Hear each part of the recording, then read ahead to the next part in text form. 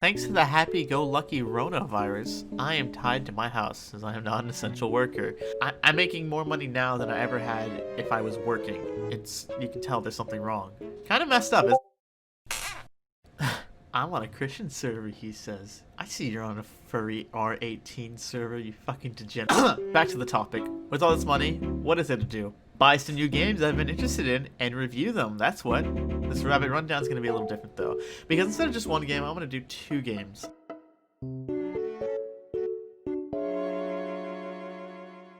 A short hike begins with you traveling to an island to chill with your aunt.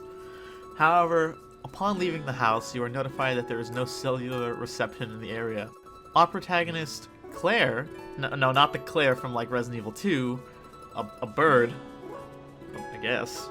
She's waiting for an important phone call, and we're told that the only place to get reception is on top of the mountain. And then we're off. We have a goal in mind, and now we just need to achieve it. Whoa! Hold the phone, Quickie McQuickster. Made that one up myself. Finger guns, baby. You think you can just climb up that mountain?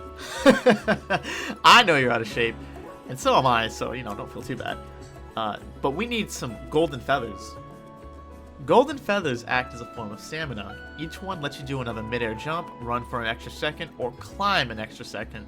So get to exploring, baby, because they're all over the island. What the island lacks in width, it makes up for height. The island is jam-packed with characters and little nooks and crannies, as well as a few secret areas, which is kind of rad. There's no real objective if I'm making it to the top, so take your time and talk to one of the many animal inhabitants to get a look into their lives and struggles. Characters will talk to you about other characters, and you can even help them. Are those side quests? In my $8 game? Yes, they are. Along with finding golden feathers, you can help some people with their troubles, and they'll give you things to help your journey, including, but not limited to, golden feathers, running shoes, hiking gear, money, fishing rod, a 92X full-size Beretta, and a shovel, among other things. Yeah, I thought it was a little weird when they gave me the shovel, but, who am I to complain? Get to digging. Claire's personality is basically, she is nice, smiley face. Because yeah, she is nice. She's a nice person, and she cares about her family, but there's not really much else to go on with her. There's no, inner struggles or anything.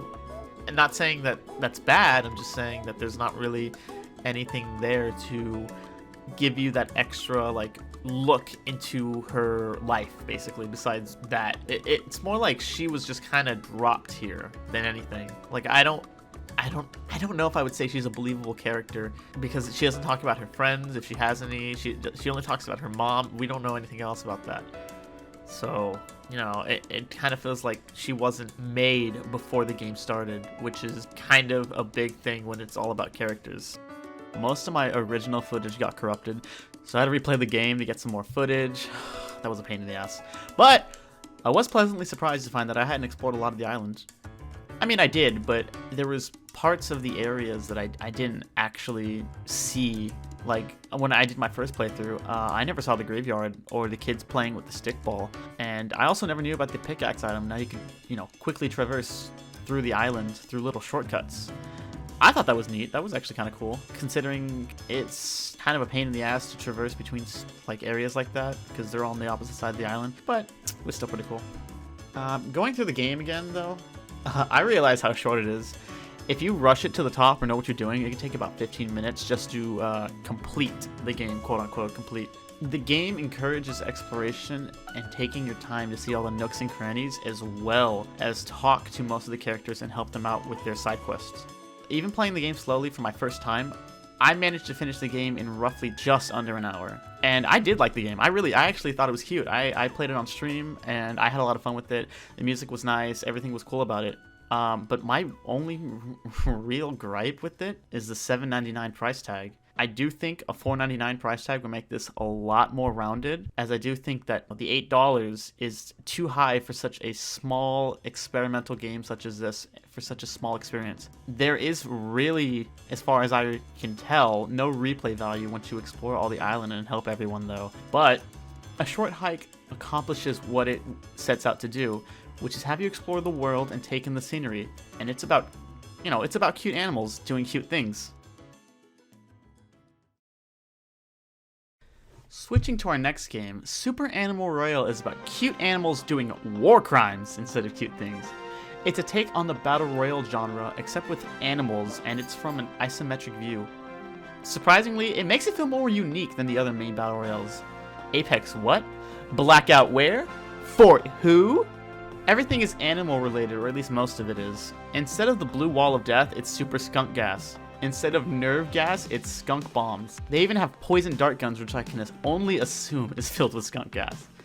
Isn't it weird that skunks make up 14.6% of the animal population, but they can commit 68% of the war crimes? Keeping in line with war crimes, we also have crimes against humanity, or in this case, animality. See, you fight in this game to get money to get animal DNA to create, or rather clone, different species of animals, all bred for the same thing, fighting to get a Funko Pop of their persona. Use snipers, assault rifles, submachine guns, shotguns, grenades, and pistols to get to the top of the food chain and claim that DNA. There's blood on your hands, criminal. You can play teams of 4, 2, or take on everything solo. Besides that, everything wants to kill you, so if you live in Australia, this shouldn't be anything out of the ordinary from your normal life. The biggest thing is that unlike some of the newer battle royales, once you're dead, you're done. There is no respawning. Actually, in this game, it's almost laughably easy how quickly you can die. If someone is shooting you and you're not ready for it, you have less than a snowflake's chance in hell to survive. And if you're playing in a squad, you don't die instantly, but you go down. But you'd have a better chance uploading an episode of Rabbit Rundown consistently than getting picked up. The armor in this game functions differently than other battle royales, though Apex comes to mind.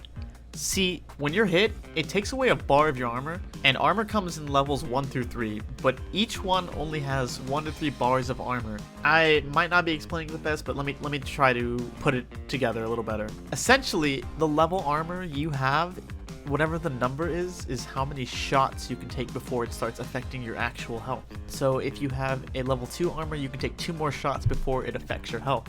It's sort of nice to know that having high armor doesn't make somebody unkillable. There's also weapon rarities, but they almost seem to be negligible at best. Most of them just give you slightly higher damage ratios, but there's nothing that really makes you have to pick one up. There's only one map, but it's semi-big, and in lieu of vehicles, you drive around in hamster balls, but they're very fragile, to the point that only a few shots from an assault rifle or a few mean words about your persona will crack and break it. There's no sprinting either. Instead, you just roll to your destination. However, rolling in a rhythm increases your speed and recovery, as evidenced by little stars that come out of your ass. One thing that seems both good and bad is the fact that there are bots in the game. And I know what you're thinking. Well, yeah, I mean, that's actually, I don't have anything else. I know what you're thinking, bots. The developers put in the bots to fill out the game in case real players can't fill it out. However, most of the games that I have played have filled half of the combatants with bots, at least half, and they're not good bots either. We're talking easy terrorist hunt from Rainbow Six levels of bad, where they will just kind of walk towards you and they sit there, they line up the shot, they drink some tea, they start talking about I can fix this joke. I can do it. I can do it. I don't have it written down, so this was all me, baby. They sit there, they walk up to you, they sit there, they line up the shot, they talk about... They sit there, they line up the shot, they take a sip of tea, they send their child to college, and then maybe, if they're feeling it, they'll start to shoot you. The game has good reception and lots of people are playing it, so I'm not actually sure why there's so many bots in the game. Most of the games, when I get into one, I only see about 8 people that are real people. I'd call the bots aim cancer, but cancer can actually kill people. My friend Klaus, bless his unaiming heart, oh god, he's so horrible, can do better than that. But it is in early access, so everything I say about the game, good or bad, is subject to change. The game is constantly getting updated. They just added some new weapons and some new gameplay items like the skunk gas vial and the spiked boots. And hell, honestly, I don't even know what those last two do. They even added a little dog to talk to you. I'm gonna kill myself, I'm gonna do it. They even added in a little dog to talk who gives you quests or tells you secrets. All in all, it's a cute game to play. There's a free edition too in case you don't want to pay $13, but with all the replayability, I definitely say that the money is worth it. There are a decent amount of things locked behind the paid version. So the free edition is in a sense, more or less just a demo than anything. In conclusion, both games have cute anthropomorphic animals, so that easily makes it a 10 out of 10 But seriously, the two games are both very good, with different focus on aspects to make them stand out from other games. A Short Hike has a focus on story and narrative, while having characters much more fleshed out and a ton of cute dialogue. The gameplay is reminiscent of Animal Crossing games with more freedom of movement. However, there's not enough replayability to justify the price tag and what is essentially a walking simulator with a bit more steps. And I'm also scared of birds, which definitely did not play a factor in the rating. A Short Hike gets 6.5 carrots out of 10. Super Animal Royale has a focus on gameplay and multiplayer, taking the Battle Royale genre and putting it with a twist, with an isometric view and having animals as the combatants as opposed to humans. There's a lot of customization here and a lot of replayability. Playing alone, however, dulls the fun aspects of the game, as it is truly a game that needs to be played with friends. After several hours too, you might be burned out on it, as essentially it's the same matches but with only slightly different changes. They might change that in the future, hopefully, be able to add some more match variety, but for now there's not too much. Not to mention the bots that populate the matches when there aren't enough people around just pad out the game time. Super Animal Royale gets 7 out of 10 carrots. Wait, no, hold on, why is this still recording? Turn it off. Stop it. What did I hit? Stop? Did I hit pause?